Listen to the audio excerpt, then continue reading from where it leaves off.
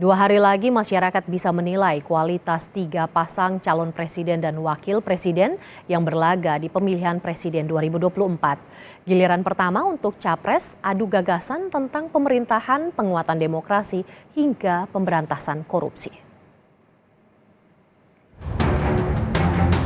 Debat 3 calon presiden bakal tersaji pada 12 Desember 2023. Anies Baswedan, Prabowo Subianto, dan Ganjar Pranowo bakal adu gagasan di penampilan perdana mereka di depan publik.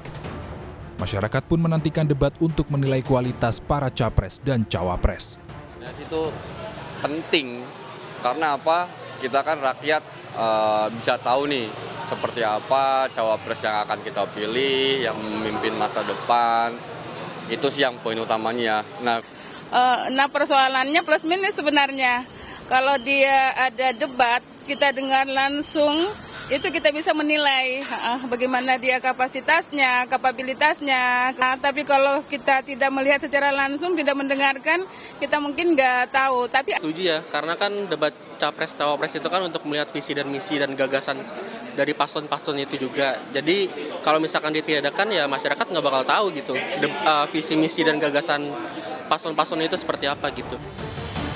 Komisi Pemilihan Umum sebagai penyelenggara debat tidak cuma memberi panggung gagasan yang disampaikan, tetapi juga diuji atau disanggah para capres saingannya. Siapa paling kokoh argumentasinya? Kemudian namanya debat. Pasangan calon yang lain, apakah calon presiden, calon wakil presiden, dikasih kesempatan untuk memberikan tanggapan terhadap standing positionnya. Katakanlah si A menyatakan begini, si B dan si C diberi kesempatan untuk menanggapi itu. Karena apa? Ini kan dalam rangka untuk menegaskan kepada pemilih bahwa sikap atau posisi kami dalam isu ini, tema ini, topik ini posisi kami. Itu penting. Yang menarik salah satu temanya adalah pembangunan ibu kota negara Nusantara. 2 capres, Prabowo dan Ganjar saat ini setuju meneruskan IKN, sementara Anies menolak IKN. Alasannya karena membutuhkan dana hingga 466 triliun rupiah dari APBN 89,4 triliun dan sisanya di antara swasta menanggung bagian terbesar 253 triliun rupiah. Sementara hingga kini, swasta masih belum sepenuhnya tertarik membangun IKN. Pertama yang mesti kita prioritaskan adalah kekuatan kita dulu. Kalau kemudian sektor-sektor pemerintah dalam arti aset yang mesti dibangun kita optimalkan dari anggaran kita. Ketika kemudian kita ada dukungan dan itu dengan model PPP bisa kita berikan, maka mereka mesti kita ajak. Dan itu cerita insentif, cerita kemudahan, cerita kepastian. Dan investor itu selalu menggunakan studi kelayakan yang objektif.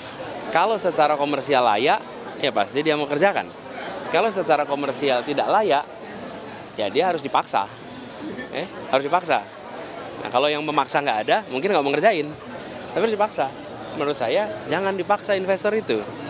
Biarkan investor itu mengambil keputusan berdasarkan pertimbangan komersial. 2 hari lagi, tema debat perdana adalah tentang hukum dan hak asasi manusia, pemberantasan korupsi, dan penguatan demokrasi.